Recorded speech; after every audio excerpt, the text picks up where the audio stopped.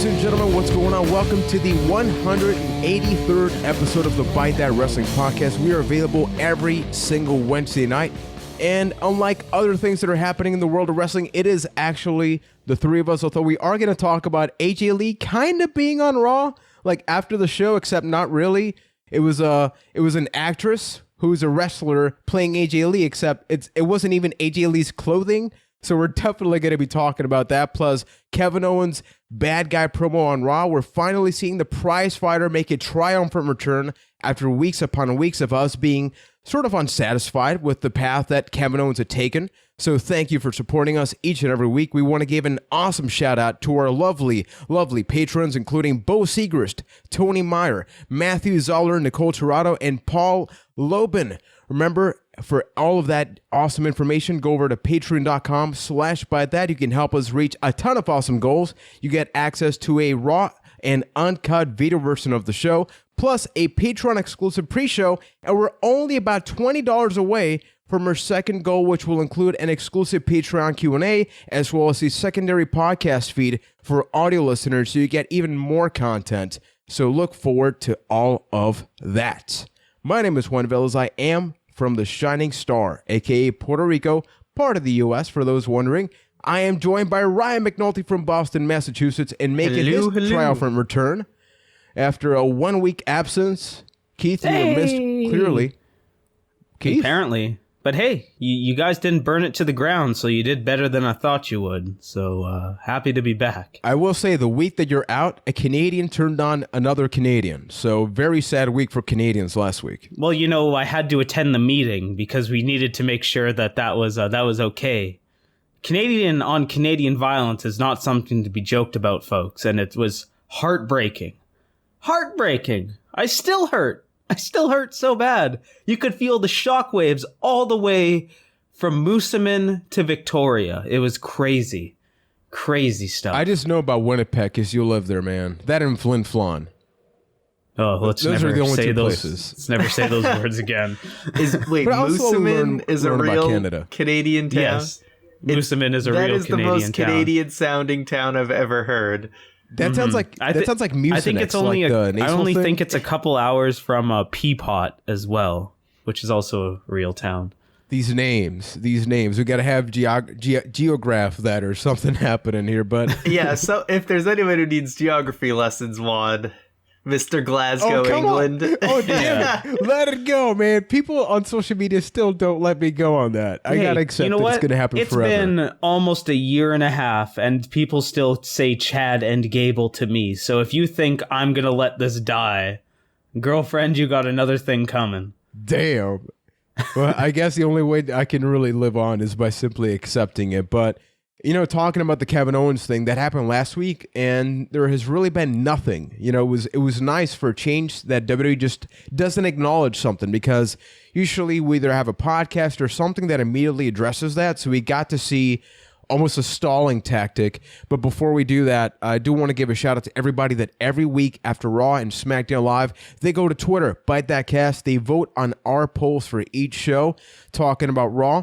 We said that the majority gave it only 2 out of 4, saying it was just okay at 37%. When you go to SmackDown, not too surprising, as it is almost every week, 39%, the majority said it was awesome. Although I will say that this is easily the most well-distributed poll we've had for SmackDown.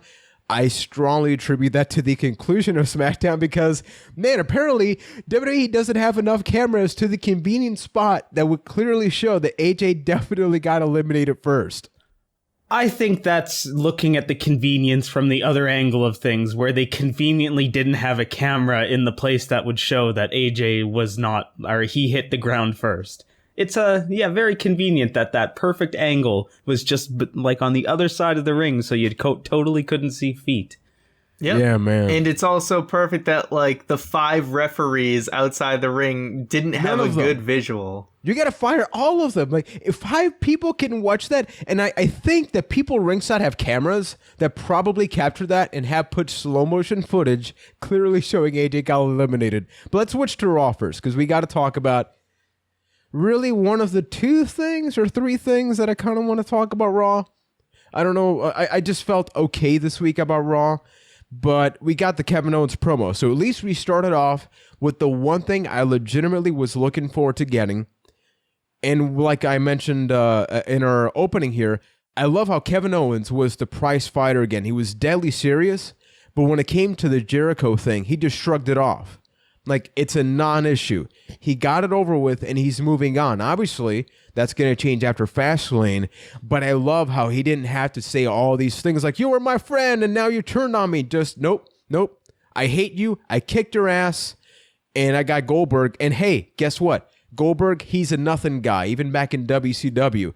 That is how you build a bad guy champion that got booed. Kevin Owens, on the opening of Raw in California, got booed. That is quite a feat, man. It's nice when someone actually feels like a real wrestling heel. So that was awesome. I thought Kevin Owens cut one of the best promos of his career. I really enjoyed the fact that he touched on the aspect of, hey, I have a strategy to beat Goldberg, right? Everyone knows that the longer a Goldberg match goes, the more he's unfavored, the more it works against him. So Kevin Owens is actually going in with a strategy, gives me a little bit of hope that he isn't going to just get immediately squashed. Although when a heel is talking about something that's going to happen, doesn't that almost feed the fire? Like, doesn't that like feed the fire of you think that Goldberg is just going to immediately destroy Kevin Owens with that? Because like, okay, he's got the strategy that it goes longer, so the opposite totally has to happen now. Here goes KO in like 14 seconds. Oh, it could for sure. But it gives me a little bit of hope that maybe it's going to be more than just a squash. I do think that they need to go this route with the character because obviously, regardless of what happens with Goldberg, we're getting Jericho versus Owen at WrestleMania. There's no way we don't get that. So if you just keep Kevin Owens as this, hey, I'm kind of having just fun as the champion thing, and then Jericho is doing his thing, it's almost like you have the New Day feuding against each other. But now you have Kevin Owens being the deep, dark, serious character that he was since day one. Like, this is the Kevin Owens that made his Raw debut with the NXT Championship, beat John Cena afterwards. You know, he powerbombed John Cena. There was hype about not just the NXT guy or the indie guy, but a new type of character that we're not used to seeing right now. And he's able to deliver that in a way that people will boo him. And I think that right there, it's like, even if he gets squashed at Fastlane, it's okay. Because the whole point is that we know what's probably going to happen. I just want Jericho and Owens to have an awesome match at WrestleMania. Plus, it's so great from the angle of, like, before the Great Betrayal, Jericho was saying, like, oh, you mean so much to me. You're my best friend. I've loved this so much. And then the response from Kevin Owens was just a shrug. Like, it means absolutely nothing to me. Whatever. Moving on. Here's Bill Goldberg. It's almost like the anti-heel, like normal wrestling promo where everybody usually goes out like, this is why I betrayed you. This is why I hate you. And we got none of it. And I loved it for that reason. Yeah, I mean, you look at Kevin Owens' title reign from, he become champion in the summer to now. And, you know, it wasn't a perfect title reign. And there were times where Kevin Owens definitely looked weaker than he probably should have, and obviously his character really departed from that serious prize fighter that he was when he started out on the main roster. But I think, they always say to stay fresh, you got to constantly reinvent yourself. And I think this departure that Kevin Owens had in the storyline with Chris Jericho and them having more of a humoristic side is now making this new Kevin Owens, this new heel character, even way more effective than if he just stayed the serious prize fighter the entire time. The fact that now he kind of flipped the script again, it's making it way more effective and making you way more interested in the Jericho-Owens match going into Mania. And plus, when people look back at title reigns, yes, there were some low points, but in Kevin Owens' case, there was also some very high points. And those are the ones that people will remember, especially the stuff with Jericho, even if he did look weak. Like, think back to Seth Rollins' title reign for over a year. For most of that year, he looked really weak. But everybody doesn't remember that. They remember the triple threat match with Brock Lesnar and the other great matches. So there will be I guess it's weird that I'm talking about it like it's already over, but there will be things good to remember about Kevin Owens' title reign. Kevin Owens, you've been a good man, my friend. So I'm assuming like either next week or I'm actually hoping they save the Jericho thing till after Fastlane, because I think it's too easy to insert that before Fastlane or something, and then it's kind of like, well, we have the match in between unless he shows up at Fastlane. In that case, I think that's a really good combination, but we really can't say much else about that. That seems like the thing that would happen is that maybe we don't even see Jericho on this coming Monday's Raw. We just don't see him again until he shows up at Fastlane. A Jericho interference isn't probably necessary for this match, but I wouldn't be surprised if it happened.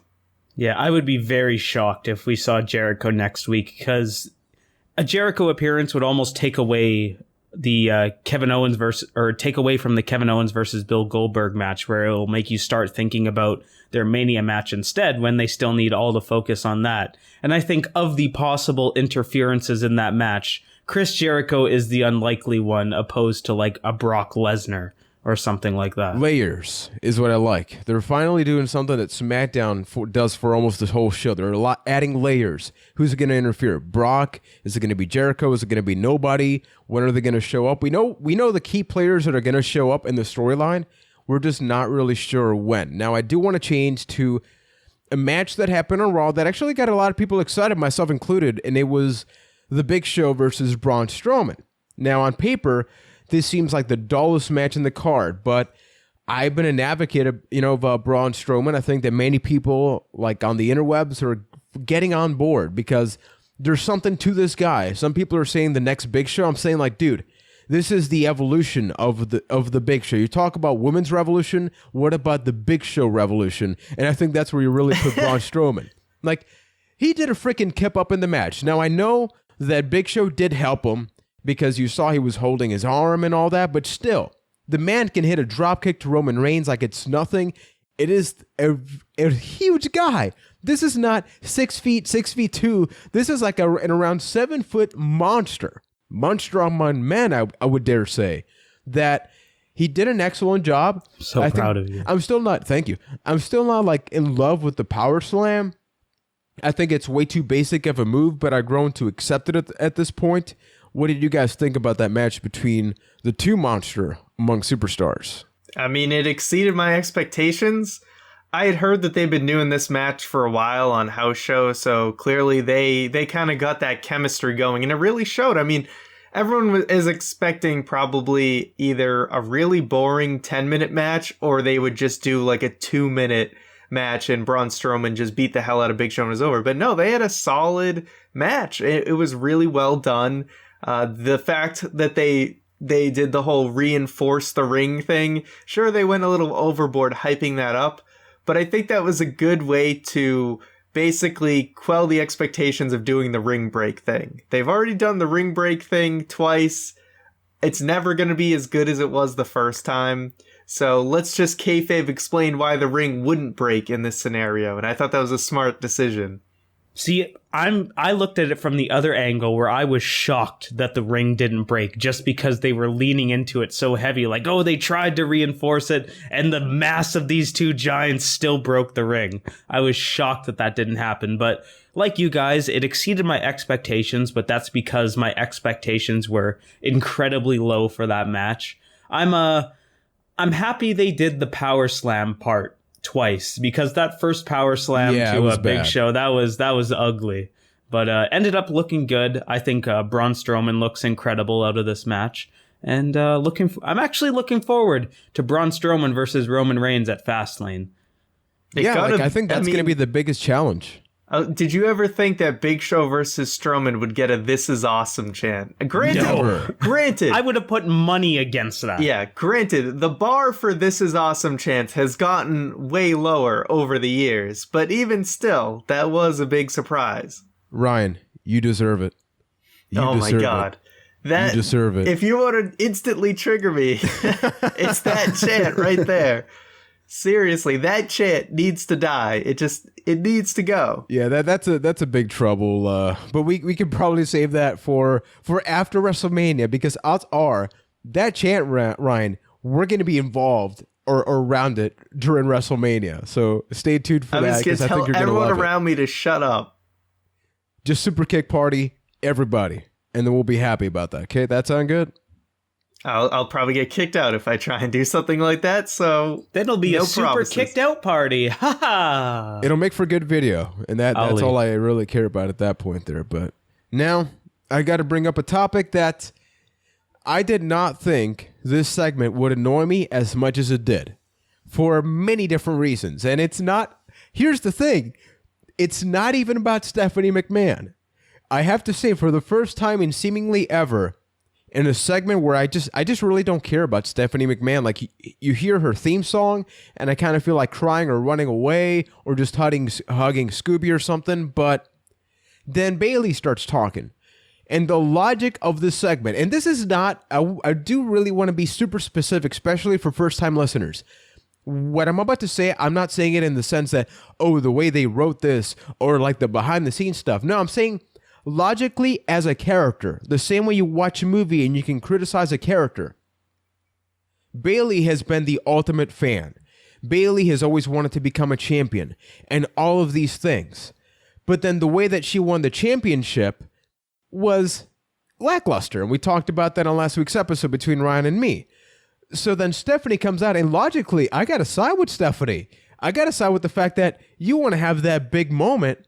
That's not how you go about it. And I was thinking, yes, actually take that away, because then you save that for her winning it cleanly. Because then people are saying, well, then eventually she's going to beat Charlotte's pay-per-view streak, but she's already champion. But here you have the opportunity to cancel that out. And then the way that she just reacts is like so over the top. And I just couldn't get behind that. That being said, the crowd loved it, right? So who am I to complain? But I'm just giving my opinion on a character that I love her wrestling. But Bayley, there's just something about the way that when she gets excited, it's almost like that forced reaction that Stephanie has when Stephanie says, "Welcome to Monday Night Raw." You want to kick the screen. I know it's in that same vein. reaction. Oh, it's so bad. If we want to talk about trigger warnings, I think that one just set me off. So what did you think about that? It was a very all over the place segment. I can see where you're coming from. I feel like Joe opposite this week, where I kind of looked at it from the other angle, where yes, Stephanie had some good points, and the way that Bayley won the title was a little lackluster.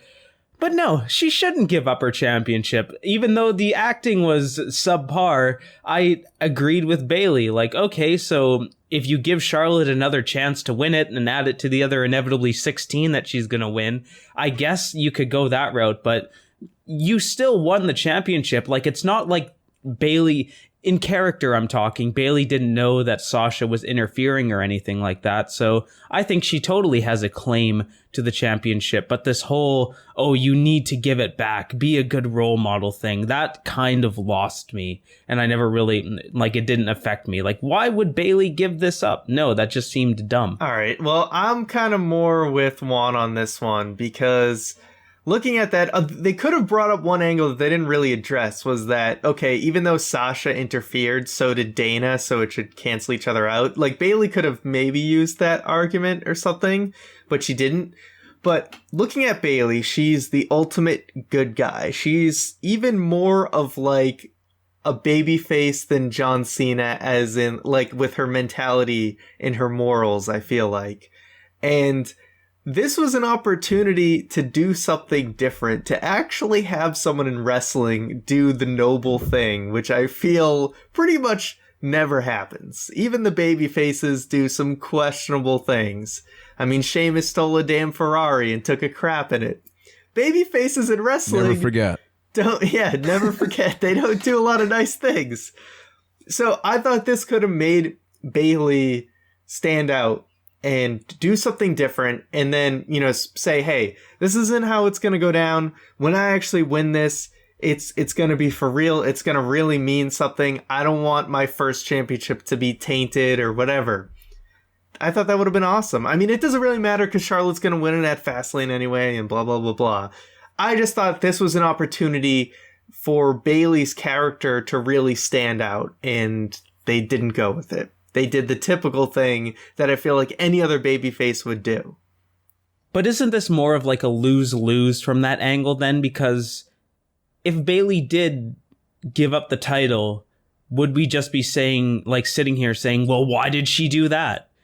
And like, to me, it just seems like there's no really good angle to it. So why not just like not do it? I would at least gone like over the top. Like, okay, here's how I would have done it. Dim the lights a little bit unless you're driving. Get the tinfoil hat. Crash. Exactly. Tinfoil hat's back. If she doesn't give it up, then go all in. Instead of just saying, hey, I'm going to keep it because it's my title and I want it. Instead go, you know what? Not only am I going to keep it, give me like an opponent right now. Like, I'm going to defend this championship like twice tonight. Like, give me Dana first and then somebody else. Like, if you're not going to go the giving it up route, you don't have to immediately go Charlotte versus Bayley, but do something to me where you're showing morals. Because like what Ryan said, like my issue with a lot of the characters, once again, this is not even a script issue. This is simply what I'm watching on TV is, who are they? Who is Sami Zayn? I love Sami Zayn whenever he wrestles, but who is he as a character? What is his purpose? Like, what is Bayley's purpose? She's already champion, so what? You lose the championship to then win it back eventually? Like, this is the problem. This is the reason why most people tune out of wrestling and get burnt out after a while. Because once you see the circus, once you see the whole rodeo going on, you can maybe only turn it around. There's nothing else. There's nothing else for you. And we get punished as fans for watching it. You figure out the patterns. And you're absolutely right, Juan. That was like a character moment, right? Where we got to, if she had decided to give it up, it would be like, whoa, that's something Bayley would do. That's not something, Kevin Owens would do. That's not something Chris Jericho would do. That's only something Bayley would do because she's this type of character. But instead, she kind of did like the same old thing that you could insert anyone else in that exact same spot and they'd do the same thing. And it's really dumb that in wrestling so many times, it's when person A is in a situation that there's only two choices. It's what the babyface would do and what the heel would do. Instead of, this is what Jericho would do, Goldberg would do something different, Brock Lesnar would do something else, Charlotte would do a different thing, The Undertaker would do a totally different thing. There should be a million different options for a situation, but instead it's mainly two. Yeah. So that's obviously a very controversial thing. This is this week's question. Should Bayley have dropped the championship? Everybody, whether you're listening to us on YouTube or not Twitter, you don't listen to the podcast there, but if you interact with us there, you can definitely tweet, because this is something I can easily go on about. Now, there was a champion that had to drop the championship, which I will just put food for thought. Maybe they didn't do the Bayley thing because they knew they had to do this, because then Naomi won the championship at Chamber to only go down the Dana Bryan path and have to give up the championship. Now, that was a hell of an emotional SmackDown, and I love this SmackDown episode. Sans the terrible outcome, and then Dana Bryan, even in Talking Smack, they're trying to justify it. It's like, come on, man. We know what's happening. But number one, most of the show involved the woman, and it didn't feel like this is a whole Raw versus SmackDown thing. It didn't feel like it was a woman's SmackDown show. It was a damn good show, and the featured superstars happened to be female. It wasn't woman taking over, just awesome wrestling. So Naomi had to give it up. We spent a lot of time last week talking about what could happen with Naomi and the championship in Orlando, and all of that thrown out the door. It's gone. It's gone. Because she's not Brock Lesnar, so she gets the 30 days. Yeah, I was going to say, Brock Lesnar is exempt from the 30 days rule. No one's going to bring that up, but there's a lot of policies that Brock Lesnar is exempt from. yeah. Well, apparently UFC doesn't put up with it, though. Indeed. Yeah. With this, there's a chance that Naomi can still fight at WrestleMania, but I'm thinking right now that's kind of unclear, so they're probably just getting the title situation under control, and if she can be in the match, she probably will be at WrestleMania. So there's still hope, and I really do hope for her, because she's definitely someone who should be at WrestleMania in her hometown. Her character, her wrestling ability, it's come a long way, and it would be nice to see her be able to be involved in the women's match at WrestleMania. So I'm really hoping that she does get better in time. But yeah, it's a situation where you got to make a call when you're not sure if she's going to be able to do anything. You got to build a WrestleMania match. So yeah, especially like all the promotional material, you figure they probably got to change. So they got to go like, we can't, maybe she's clear next week. We don't know that. But right now, they can't take that chance. Yeah, exactly. Yeah. I do think that it was worded very strategically where you can't compete for 30 days. So we have to relinquish the title. It wasn't you can't make it to WrestleMania. And I think that's the big difference there, because WrestleMania is greater than 30 days away. So there is still that little bit of leeway, like, oh, hey, you actually got clear. So now you're in the WrestleMania women's match. So there's still potential for that big moment to happen for Naomi. It's just winning the title instead of defending it.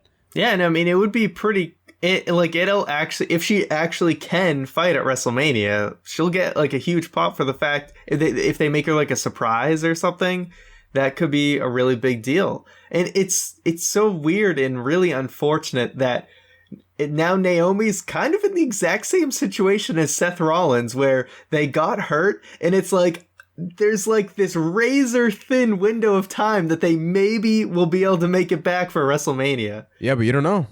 Maybe we get a mixed tag match, them two against just, I don't know, Finn Balor or something, but that's horrible. I think so I'm just gonna mixed tag matches coming up. Yeah.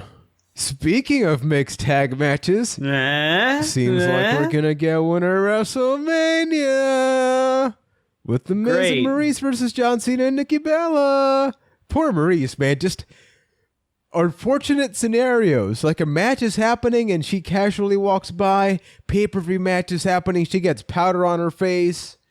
I too would kick ass with that pipe. Man, she looked boss. With that pipe, the way she beat Nikki Bella down, I'm like, damn, you were waiting for that to happen, right?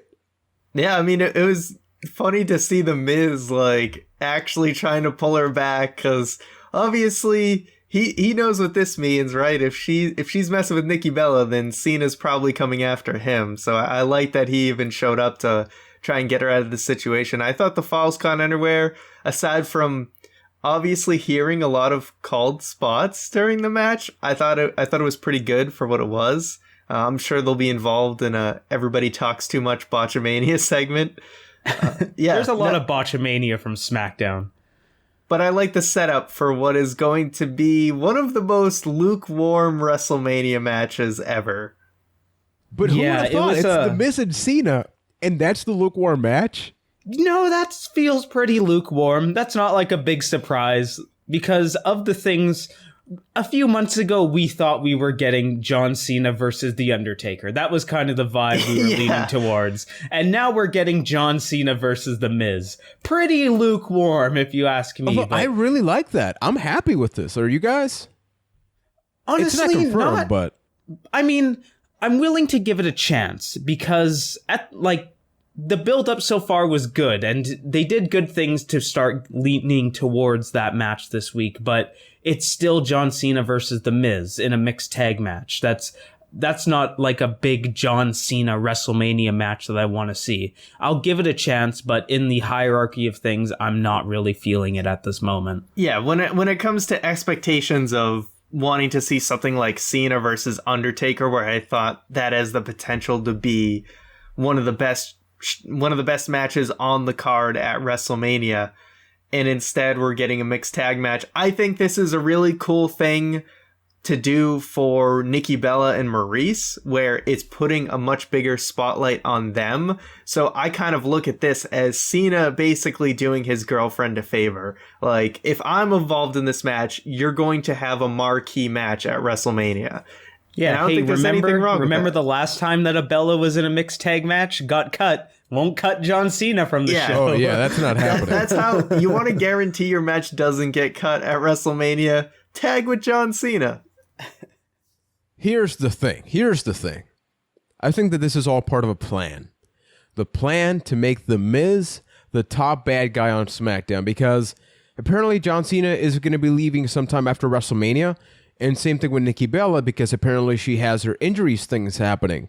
So what better way to go out then to establish this mid-card, and I can say mid-card because The Miz was involved in the Intercontinental title scene, and that was his tier, right?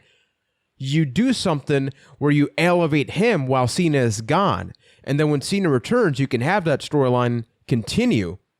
But then you leave WrestleMania with The Miz being at the top of the game.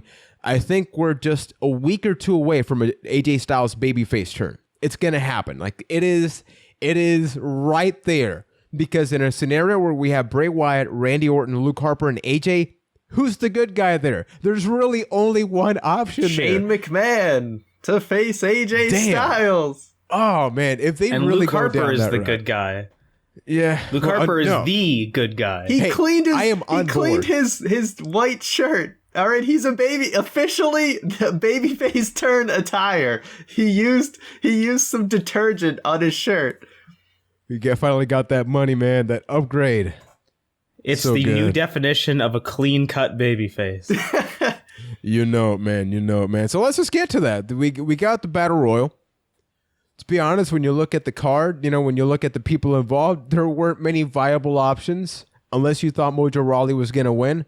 I don't know. For like a solid 2 seconds, I thought that maybe that could happen. But yeah, you had your Baron Corbins. This is almost shades of the Chamber, where you saw the writing on the wall as to the things that are happening at WrestleMania. With a Baron Corbin versus Dean Ambrose, logically, that's got to be a thing. We even had a couple of people sent questions that, you guys are probably going to talk about that. What did you think when it happened? When it was clear as day? I don't know did you guys see, and how ballsy, because there's no better way I can say it from WWE. Did you see that they actually posted a slow motion video of the match on their YouTube channel? No, I didn't. Like of the entire match, like of different clips, right? But then the one thing you want to see slow-mo, they start to show like the first 3 seconds of Harper falling off the top, and then they just cut to the referees arguing. Come on, man. You show clotheslines in slow motion. You show everything except the thing that matters. What it is almost wrong seems with like you? they realized how bad of an idea that slow-mo showing that in slow-mo is. Yeah, this was like a ballsy thing for them to do, because in the they had to realize it's not pre-taped Smackdown anymore. They can't redo the ending.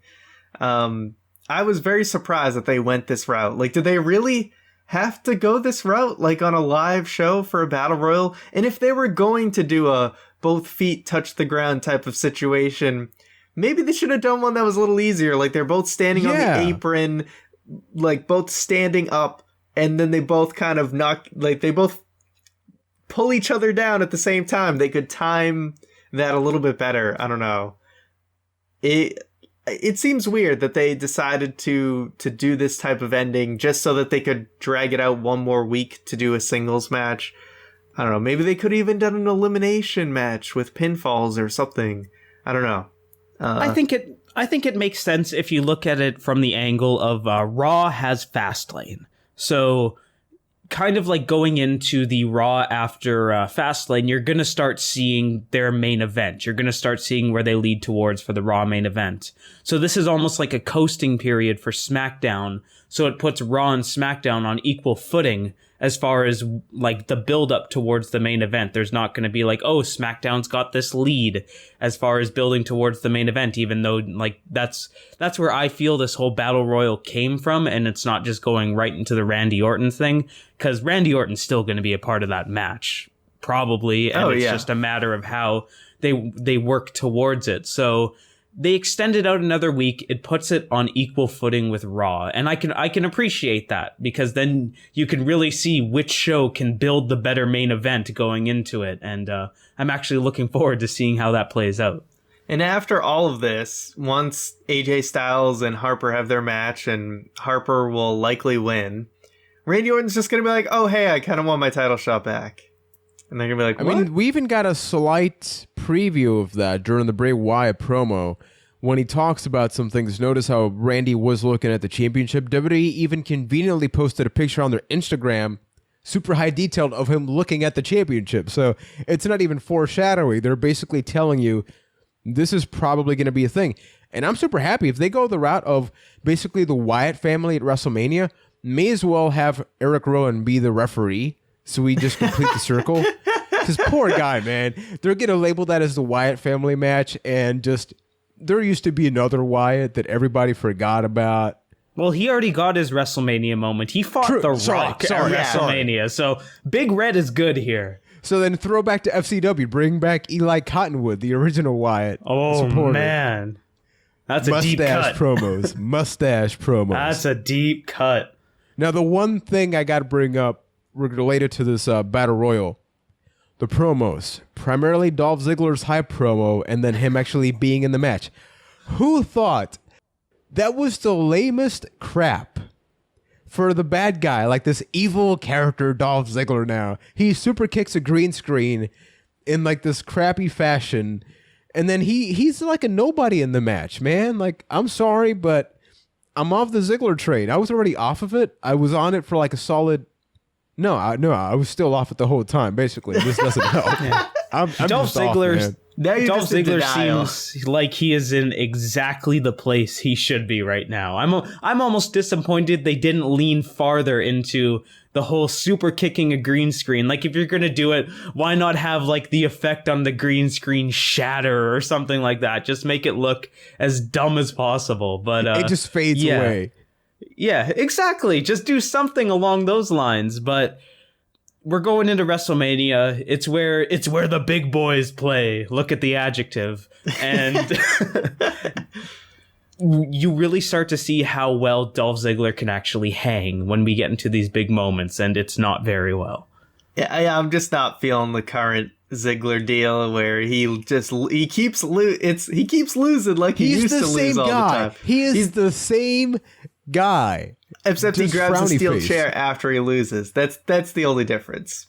It's not very compelling. He is WWE's La Parka without the funny part or the talent to really be the chairman of the WWE is, I guess, how we can conclude that. To sort of just give some closure, we actually got a question I want to bring up now with from Nick Saffel. He frequently interacts with us on Facebook. He wrote, like, how would you guys feel about Luke Harper versus Bray Wyatt at WrestleMania?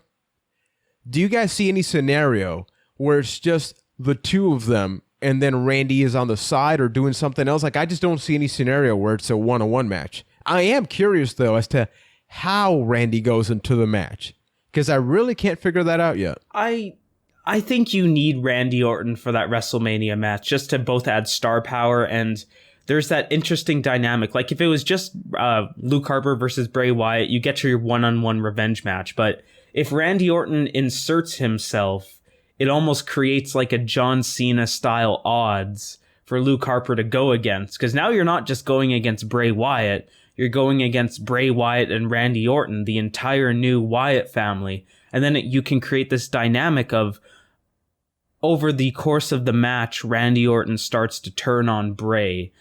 Those like snake-like tendencies start to come in, and then eventually, like, maybe he ends up pinning Bray for the title and betraying Bray, and it just leaves the Wyatt family a mess after WrestleMania. You can tell a much cooler story with it as a triple threat, opposed to just a normal, like, revenge match.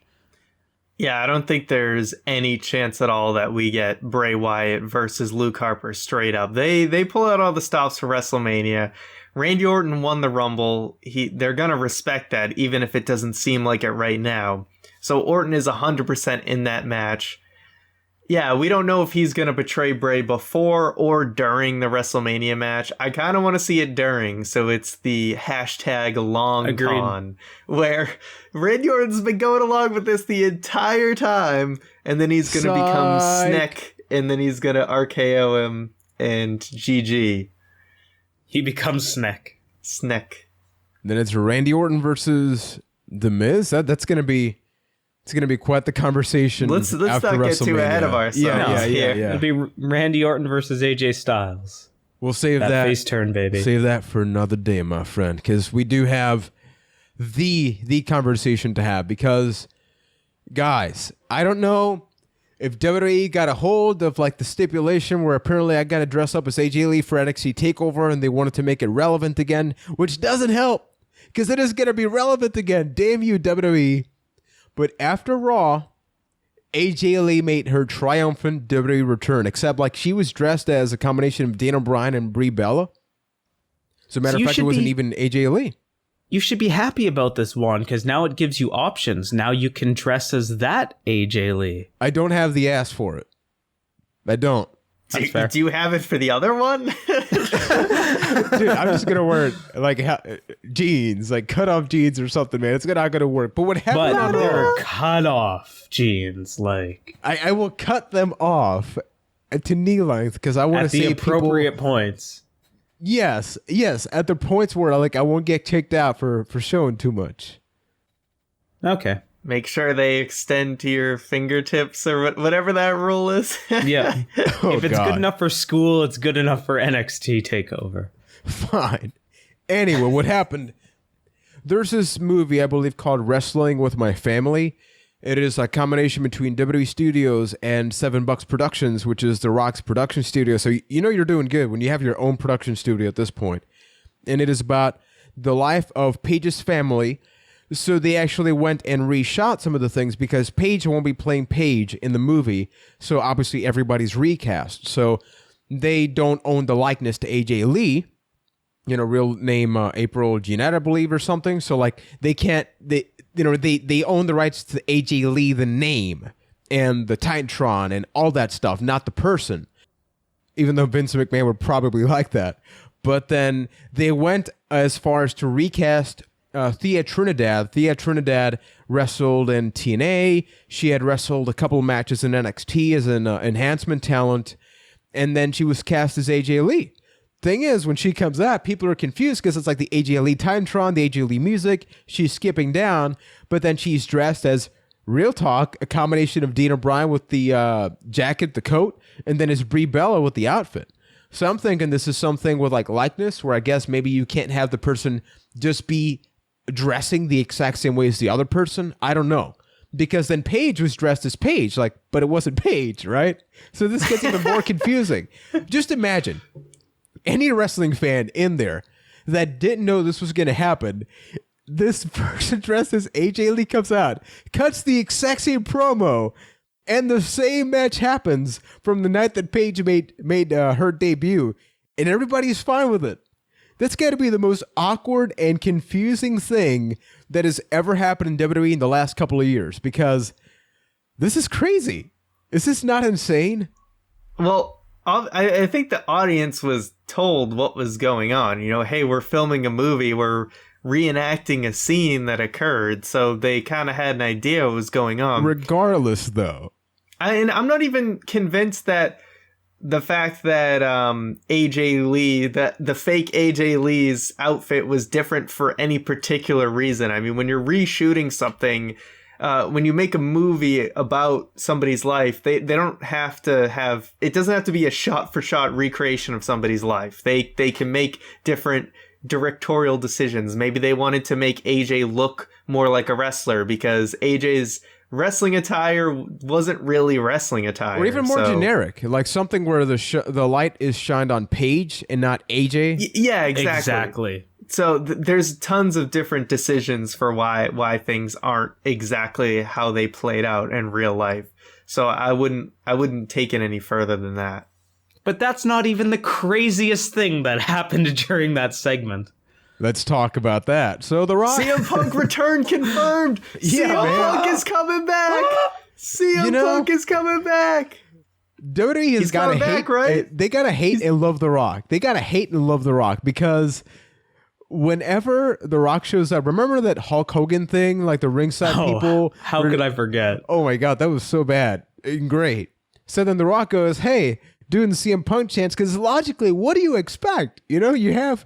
The person portraying his wife, technically, he calls CM Punk on his phone and leaves a voicemail. So apparently, breaking news, Vince McMahon was not too happy about that. The Rock tweeted, he does things based on the crowd, based on their reaction, and that's why we love The Rock. So I thought of this as like awesome, but then people are taking this so out of context because then CM Punk responded like, "Thank you, Staples Center." It's like CM Punk return confirmed. Come on. It was a dude leaving another dude a voicemail because he was like walking his dog or something. I think it was. Something like that. But yeah, if you're out there in listener land thinking like, oh my God, this means CM Punk's returning, slow your roll a little bit. You might be looking into it a little too much. It was just this weird thing that only The Rock can get away with, because what are they going to do with The Rock? Are they going to tell him, no, don't show up and make me a boatload of money when you do? No, they're not. The Rock can get away with it. It's like Juan mentioned, it's exactly like that, hey, let's talk to the Hulk Hogan impersonator in the front row and just have the most awkward conversation on live television. It's this weird thing, and I love it. I had no idea it was happening until the next morning. So all of a sudden, I was on Facebook as I do when I get to work, have my coffee, check my Facebook, and all of a sudden I see this picture of like The Rock and CM Punk from Raw 1000, and I thought my algorithm was broken for some second. Like, oh, did somehow Raw 1000 get pushed to the news? And I start looking into this more, and just what a bizarre scenario. I loved it so much. Yeah, I couldn't believe that anything involving CM Punk occurred in WWE. Obviously, WWE wants nothing to do with Punk right now. I don't know if there's still some lingering lawsuits and stuff with the doctor who is from WWE. I have no idea what's going on there, but there's a lot of bad blood between them right now. It was still cool to see. And yeah, The Rock can get away with anything because The Rock is more popular than WWE. So WWE needs him more than he needs them. I think if this happened on television, it would be a very different story. Oh, yeah, man. For sure. Yeah. Because he apparently cut his microphone off. Did they really? I didn't know that part. Yeah, for like a small part. Apparently someone in the crowd like told him they're probably gonna cut your mic or something, and I think he was like, no way are they gonna cut my mic. Huh. Now, I know we've been hypocrites. I'm just gonna leave this as food for thought. This is very hypocritical right now. I dare imagine a feud right now between current Barack Lesnar and current The Rock. Two people that can do whatever the hell they want. Just go in there, blood, kick a baby, call CM Punk and like FaceTime with him, like burn half the ring, and people just chant, "You deserve it. You deserve it." You know, I would still enjoy the match, even if those chants would ruin it. By the way, never kick a baby. Yeah, that's a terrible thing. I don't even know why you'd promote that, but it would be one of the best buildups of all time to one of the poorest matches we would see. The ratio would be so off. It's insane. Oh, man. You know, one thing The Rock didn't have in a lot of his matches was a cardio. But there is one guy that's currently sidelined that... Do we have to? Oh, we got to talk about this. This is actually on the agenda. And yes. Yeah. I don't know why. The only thing in the agenda right now writes Finn's abs.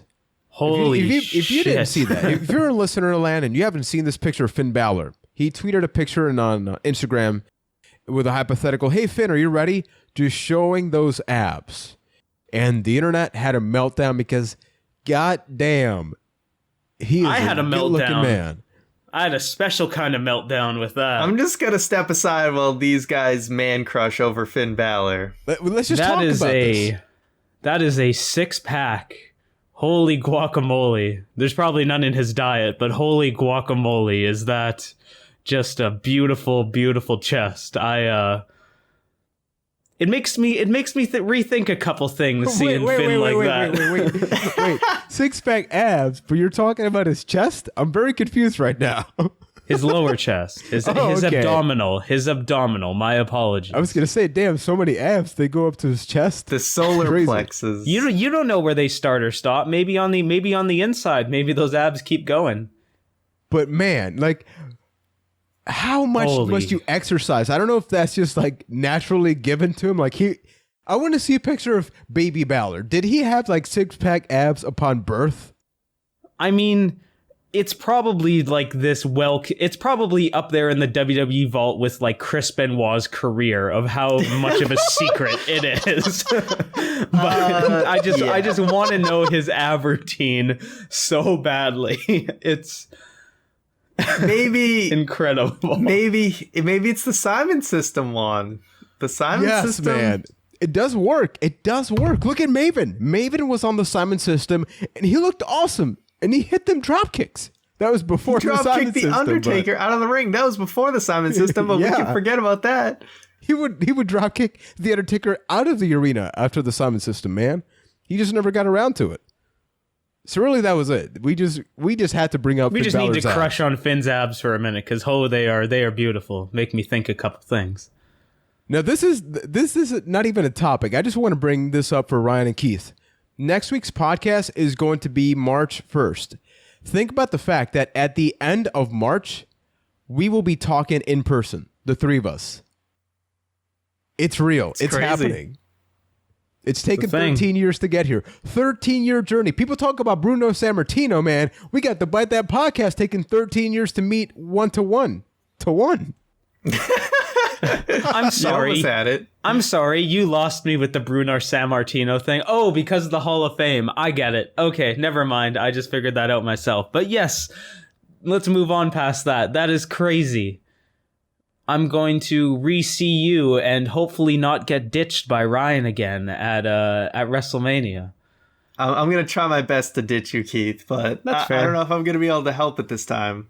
That picture. Got a couple days. Like the real pressure is going to be on whatever phone we choose to take that first picture of the three of us together, man. Like, seriously, it's been 13 freaking years.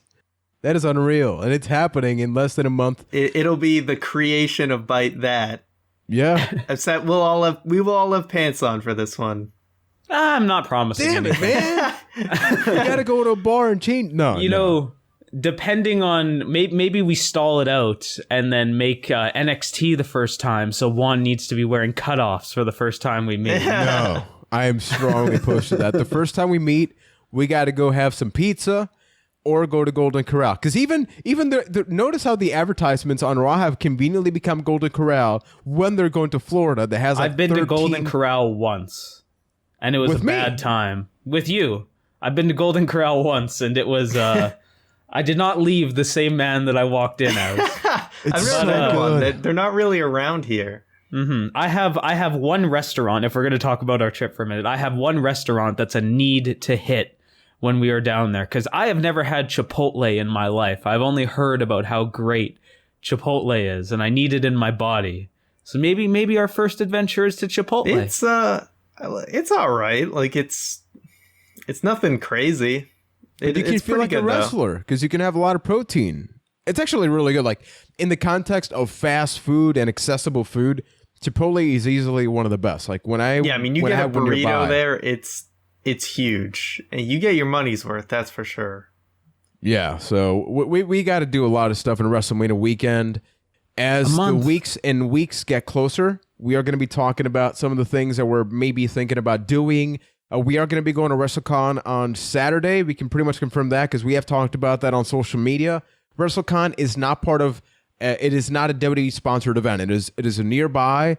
You know, you can get some autographs and all that stuff going. What's really important, the content wise, make sure to like our Facebook page, which is facebook.com/ByteThatCast, because we're going to do a lot of Facebook Live.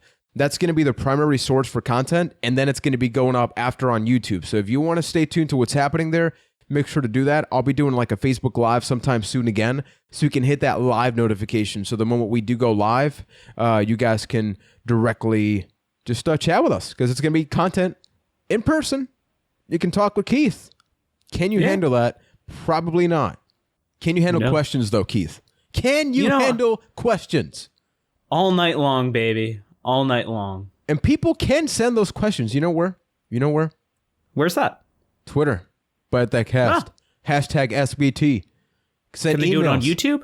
They can do that on YouTube, but really, it's primarily Twitter. You can send them emails, bytethatcast@gmail.com. Okay. Really, like wherever we are. Like if you send Keith like a smile, he's going to take that as a question and then kind of smile right back. So go with the questions then. You won't get a selfie, but you will have the knowledge of knowing that I saw your smile and smiled back. It's good for the soul. Much like our first question from DJ Threat, who asks, do you think WWE's injuries are hurting the company, or is it just part of the game? I don't recall wrestling dealing with this many injuries on or in any time. But on the other hand, I believe that this generation of wrestling, I can get through this, are much more athletic. Keep up the good work. Thank you, man. So if you got a legible question out of that from me botching it so miserably, it's are the injuries hurting the overall product right now, or is it part of the game? And do you recall any time in history when it's been this bad? I don't recall a time where it's been as bad as this the past 2 years with especially kind of their top stars.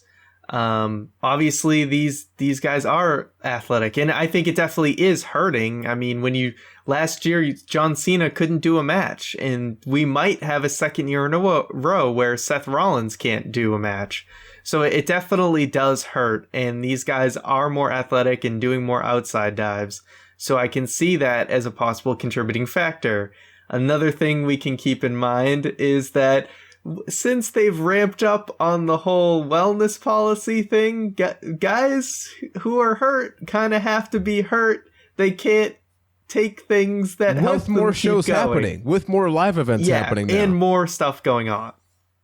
And it's not even just the live events, it's the appearances. Like, I used to travel a lot and just do speaking arrangements, and my body took a toll just talking, because you have to account for the traveling in car, in planes. Like, traveling on a plane, dude, kills you consistently.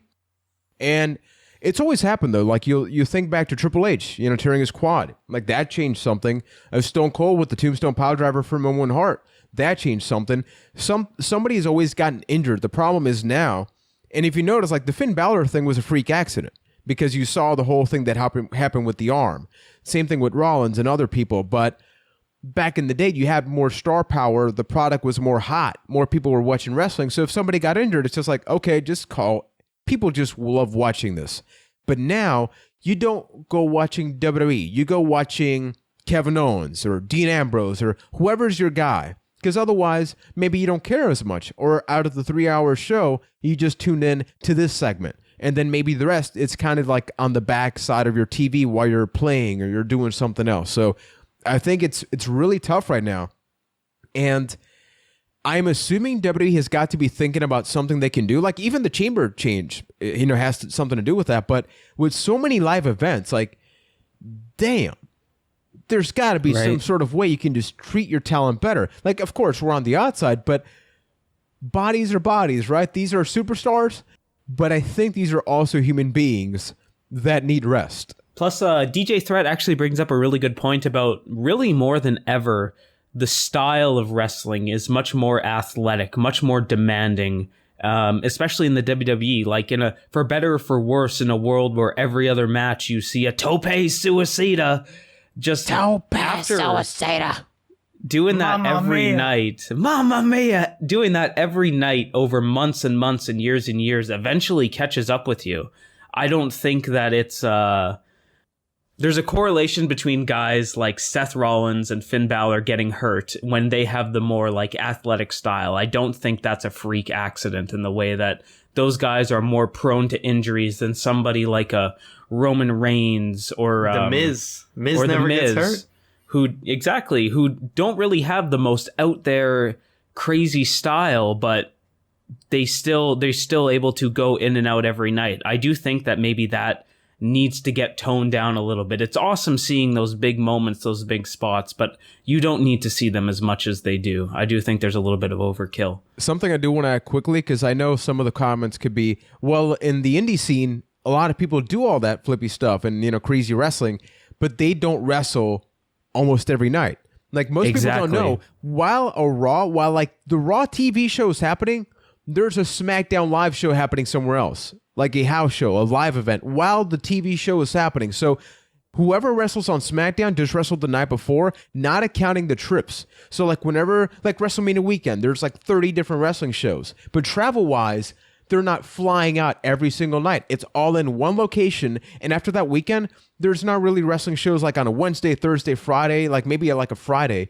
But in WWE, it's almost the whole time, plus the interviews, plus the travel. It's not just the wrestling. It's everything included.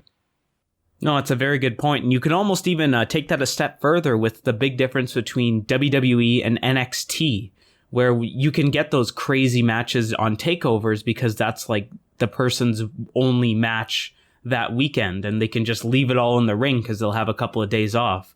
Not a luxury that every WWE superstar has. It's an interesting concept. So thank you for the question. Our next one comes in from Oliver S., who asks, How should Samoa Joe's match and feud play out from here on out? Matches. I can't talk, so I'm just going to apologize and work through it. We still love you, man. I'm sorry. For Joe, obviously, it looks like he's doing something with Sami Zayn right now, which I think is great. I fully expect Joe to come out on top. And I think for Mania, he should just kind of be the enforcer for this Seth Rollins Triple H match, where he's not actually involved in the match. He's just kind of accompanying Triple H or whatever. Maybe it might be a little early to do a full-on match with Joe at Mania singles match since he's so new to the roster. I mean, we all know how good he actually is, but the fact that he's just so brand new to the roster, unless you're going to throw him in a multi-man match, which I think just kind of throws him into the shuffle a little too quickly, I think he should just come out with Triple H and get involved in that match with Seth Rollins, assuming it happens. Yeah, I think that from here on out, Samoa Joe needs to be an unstoppable force. I am happy that he's doing the things involved with Sami Zayn where, he needs somebody that he can just kick their ass. So unfortunately, Sami Zayn. Poor Zayn. Sami Zayn is really good at that, though. Exactly. Like, if you want somebody that looks like they can get their ass kicked and Dolph Ziggler is not on your show, the only other option is Sami Zayn, for better or worse. So I'm looking forward to that, but I think that Samoa Joe is going to have a lot of problems once you get your Finn Balor in. And then right now, you look at Kevin Owens' character, and Kevin Owens and Samoa Joe in NXT are very similar. They are very similar characters, and it doesn't help that they're both larger athletes, which, by the way, we haven't even brought this up. Both the SmackDown and the Raw champions right now, just think about that. They're not your traditional bodybuilders. They're the complete opposite. That has never happened before, I think, in WWE ever. But just think about that. But yeah, Samoa Joe, he's got to destroy people, but give him that microphone. He is so damn good at that. And the moment you take that away from him, he's just another mean bad guy that likes to kick ass. And Samoa Joe, the reason he works is because he is so eloquent, like I said on last week's podcast. He can sell the fact that he's going to kill you or he's going to pummel you before he even gets to that ring and makes it sound believable. Exactly. Samoa Joe's nickname is the Destroyer. And even though this is kind of the thing we hope for whenever anybody debuts on the main roster, I hope they just give him a couple people to just run right through and really prove that name. Instead of calling Samoa Joe the Destroyer, show why Samoa Joe is the Destroyer. Give him a couple of wins under his belt. It's almost, if you really think about it, it's almost a benefit that the Seth Rollins thing happened as it did from a Samoa Joe perspective, because if you think like Samoa Joe was going to face Seth Rollins at Fastlane and potentially lose, that might have really hurt Joe in the long run. So maybe this ends up being a positive from that way. But Samoa Joe is somebody that I am really looking forward to see how things play out. He's one of my favorite wrestlers, and I hope nothing but the best for Joe. So thank you for the question. Our next one comes in from Brett C., who asks, Hi, gentlemen. I'm sure you'll cover it on the show and how the SmackDown roster matches will look heading into WrestleMania. Cena versus The Miz, Ambrose versus Corbin, American Alpha versus Usos, Harper versus Wyatt, with maybe Orton and Styles thrown in.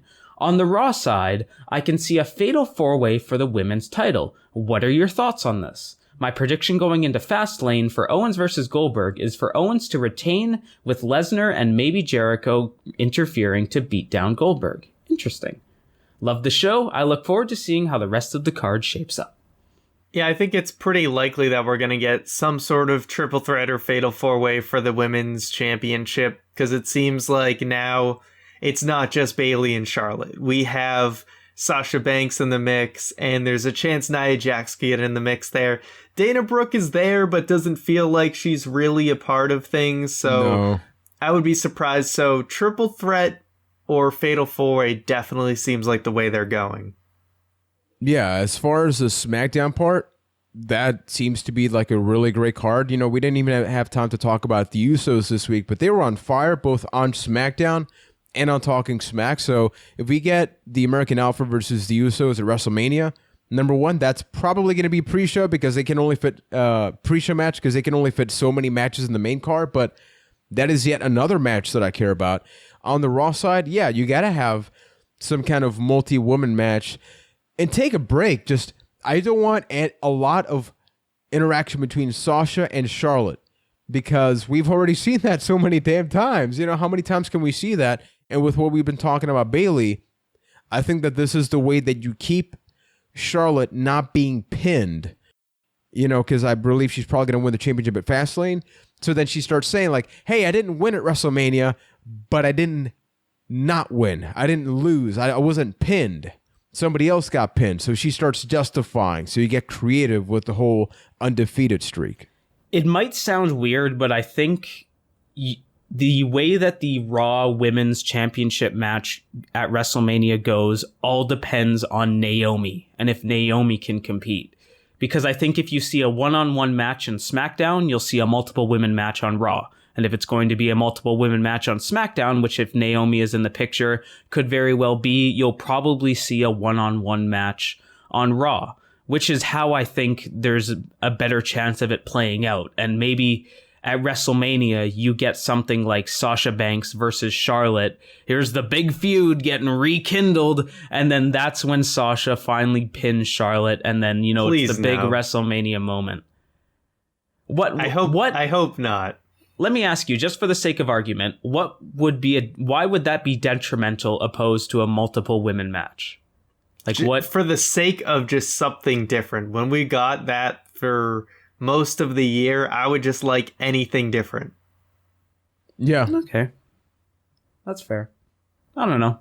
I'm okay with it. Seems legit. You were also okay with Orton versus Cena at Mania, so... And you know what? Questionable opinion at best. Still super okay with it. I still super disagree with it. All right. You're entitled to be wrong. So thank you for your question. Our next one comes in from Cynical Justin, who asks, what are some of the worst names for a wrestler's finisher that you can think of? It could be either real or made up. A real one that immediately popped in my head that to this day still annoys me is Trouble in Paradise. I don't know why. Just, it sounds like it's the lead up to the move, but just the finishing move. He got him with Trouble in Paradise, but what's the trouble? What is the actual move? Oh, that's the move? Another move that I've grown to accept, but even Sister Abigail is like, what is that? Imagine like a non-wrestling fan just tuning in. He got him with Sister Abigail. Where is she? Where is she, man? How dare he? It's just not, it's something that I don't love too much. Yeah, I mean, Sister Abigail doesn't. There's not. It's always been a vague kind of thing with her and what it actually means, and maybe it's better that way. Damn, I just had a finisher name off the top of my head and I forgot. So while it. you think about that, here's a controversial one, but the move is all right, but I don't like how it's called the skull crushing finale. The skull crushing finale seems like it should be so much cooler than what The Miz does. And he lands face first. Skull crushing would imply like maybe, you know, top of the head or something like that. Oh, Dirty Deeds. I think Dirty Deeds is a really dumb name too. They're done dirt cheap. I know that. And I mean, it goes back to more that I hate the finisher more than the name, but like the generic complete shot STO stuff. I just hate those and all of the different variations of them. The Backstabber was a really dumb name for that move. I'm looking up an article or in a forum, and one I keep seeing pop up a lot is White Noise. Sheamus's White Noise. Yeah. Yes. That's up there. That is up there. He hits the white noise followed by the brown note. The Irish curse backbreaker. Like, why does there need to be an Irish curse? That one's all right. It's like, oh, I'm going to break your back and curse you in the process. Because he's Irish. I got it. Oh, wait a second. Whatever. The Fearless Lock. The Fearless Lock. What the hell, man? The Fearless Lock. Oh, the Rack Attack is also, it's funny, but it's dumb. No. The Rack Attack is a great... What was yes, that was Brie Bella's finisher, right? The Fearless Lock, or was that... No, that's Nikki now. Like, that's her move So now. that's her, submission, Oh, yeah. her STF Sorry. thing. I'm thinking of something else. What was Brie Bella's finisher called? Was that called, like, Brie Mode or something like that? I don't know what it actually was. I don't know. You know what is worse than the Rack Attack? The Rack Attack 2.0. That's the real answer. All right. I feel like WCW is a good well of knowledge for this question, but nothing is coming to mind. We got a couple of bad ones. I'm still searching. I'm gonna make that your homework, Juan. Think of WCW terrible finisher names, because I feel like there's just gold waiting right there. No, the Zigzag is a pretty bad name. Yeah, Zigzag. It kind of works. Like, it kind of works for with his Ziggler. name, but it's not intimidating at all. It's like saying the Famouser was bad, is a bad name. It's not. It sounds way better than Dolph Zigzag. Ziggler using the Famouser is bad because it has no correlation to Mr. Ass himself other than the name of it, but that is what it is. I can get behind the Zigzag. So thank you for the question. While Juan figures this out, our final question of the show comes from USC Punk 88, who asks, if we developed light speed, would you one-way travel to inhabit one of the 7 new planets like Earth that were recently found? So holy crap, they found new planets, guys. How crazy is that? So we need to take a brief wrestling break because this is life that. This is crazy. This is like, yo, that is crazy. Yeah, and so that would Ryan, be the you don't name know of that too podcast. much about this, right? No, I don't. Believe it or not, I'm not a scientist, Juan. So okay, I'll I'm read not too this familiar. quick Other paragraph. than I'll read this little quick paragraph. Okay.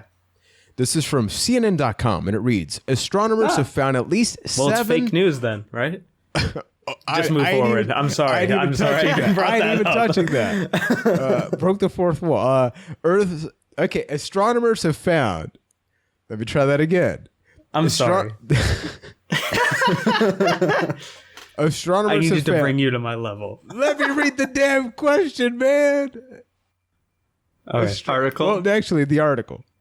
Astronomers have found at least 7 Earth-sized planets orbiting the same star 40 light years away, according to a study published Wednesday in the journal Nature. The findings were also announced at a news conference at NASA headquarters in Washington. Now, what's crazy about this is apparently 3 planets are in the habitable zone of the zone of the star known as the TRAPPIST-1e, F, and G. I don't know what the hell that means, but what that apparently means... unknown planet names. It sounds like crazy project names. But apparently they may have oceans on the surface. Oceans means that there could be habitable spaces for a life form. So there are these and are not 40 even that. light That years means away. that there could be life on these planets. Now they're super far, 40 light years away. 40 light years away. So we're not gonna have like wrestling talk with those guys. But how insane is this? And would you travel there? Would you travel there? So here's my question, because with current technology, you wouldn't live to see the end of the you wouldn't live to see the final destination. It wouldn't be your end of days. So would it be like a situation where you're like cryogenically frozen and you're super gonna wake up, haven't aged, and all this time has passed? Futurama, man. If it's that situation, I would do it in a goddamn heartbeat. I wouldn't even think twice about it. Even if only death was waiting for me on the other side, I would not even think twice about it. He's going on a suicide mission. I would love to. It's a dream of mine. Yeah, it would be like Mass Effect Andromeda in a lot of ways. That's how I picture it in my head. But yes, absolutely. No question. Hell yeah, man. Not a chance that I would do this. Not at all. First of all, even with the freezing thing, like, okay, is this one planet that we have really not enough for everyone? all right, just look, we It's screwed fine, but there's other things out there. Don't you want to know? I mean, I'm No all Man's for, Sky, man. like, No Man's Sky. You're probably triggering a lot of people who spent good money on that game, but like, okay, we had a shot. We got this planet.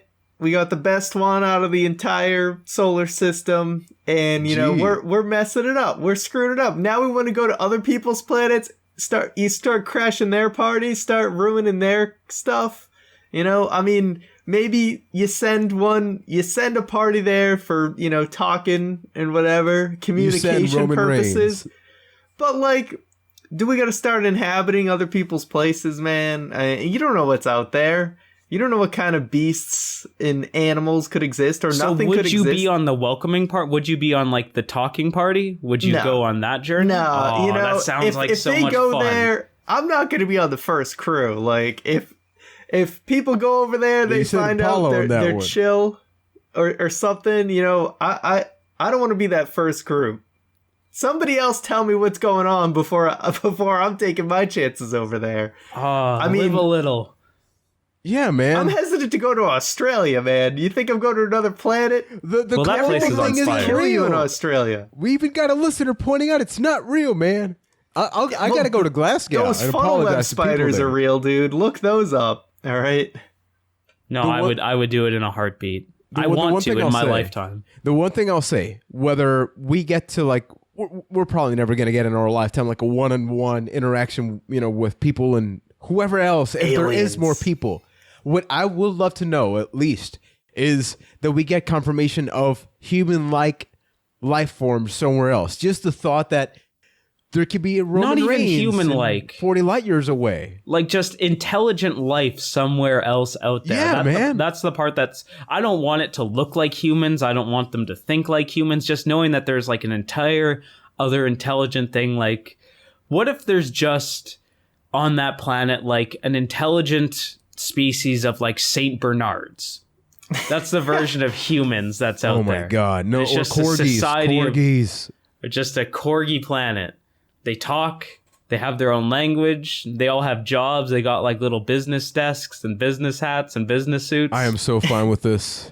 Well, Corgis considering we adorable. kind of like made those dogs, it's probably unlikely. Sorry, maybe one got sent here. Maybe one is like Jeepers, Superman. Ryan, you're such a party pooper. Like, you don't want to talk with them. Look You at don't me. want to greet them. I'm good with my planet. I don't care about anything else there. I'm good with my rock. It's good enough for me. It should be good enough for you. Damn it. I'm Now just get saying, off my porch. You know, why you. humans gotta just ruin it for everybody else? You think if we went over there that the people that went over there, their intentions were pure? So I doubt it. Here's what I would at least hope. We have if we're talking about realistic, like, first communications, some of the smartest people on this planet would be involved in it, right? Like, you work at NASA. You're immediately pretty intelligent. At least that's my perception of what goes on at NASA. So you're sending the best out there. The average human being would be like, oh, can I have sex with it? And you don't want that to represent... With corgis? No, man. No, not with corgis. I've moved that. This is taking a dark turn. The average human being is not something you would want to represent. I don't know if I even trust the smartest people in the world to communicate yourself, with Ryan? other species. Do you trust yourself? I'm getting a lot of not trust. Yeah, from I don't you. know. But look, no, we can't even get along with each other on this damn planet. You think we're gonna get along with an alien species? Not with an attitude Probably like not. that. Think about this. You could leave it all behind. You could just let this rock melt Leave itself the down. memories alone. So thanks a lot, USC Punk, for that awesome question. We can end the questions portion of the show on a better note, because apparently we've learned that Ryan doesn't trust anybody, especially himself. So now I do leave Ryan with the Byte That Weekly Update with some hype stuff, with some cool announcements, including maybe a game show happening very, very soon. And then we're going to leave happily ever after. Yes. Yay! Thank you, Juan. You know, even if I am the negative Nancy of this week's podcast, I live by Stone Cold's motto of DTA, don't trust anybody. So we want to thank everyone for tuning into this week's edition of the Byte That podcast. Thank you for listening. So just a few weekly updates before we wrap things up. this weekend is going to be the debut of a game show we did, one hosted. It's going to be up this weekend called The Price is Byte. Juan looks up some interesting items on eBay, and me and Keith have to guess the price of it going by Price is Right rules. It's a pretty fun time. Hope you guys enjoy that video. If you'd like to do us a favor, it helps out a lot if you hit the subscribe button on YouTube and on iTunes, whatever podcast app you're listening to us on, as well as rating us on that app. Whether, give a thumbs up on YouTube, give us a 5-star review on iTunes. It really helps get the show out there. If you want to go the extra mile in supporting Byte That, you can head over to patreon.com/Byte That. For as little as $1, you can get some pretty sweet perks, including a raw and uncut video version of the podcast that includes an exclusive pre-show. There's tons of other cool stuff. Head over to patreon.com/Byte That for more information. So we're going to have a sweet announcement next week. So this is just a little teaser. Stay tuned next week for some WrestleMania related announcements. Start pointing so thank at you those guys signs. for listening. Thank you everyone for the support. We will see you next week. Take care.